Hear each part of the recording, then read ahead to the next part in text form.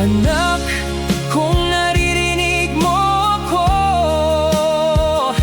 isang yakap lang ang hiling ko. Hanggang ngayon, hindi pa rin ako makapaniwala na wala ka na at hindi na kita mayayakap pa. Ang sakit isipin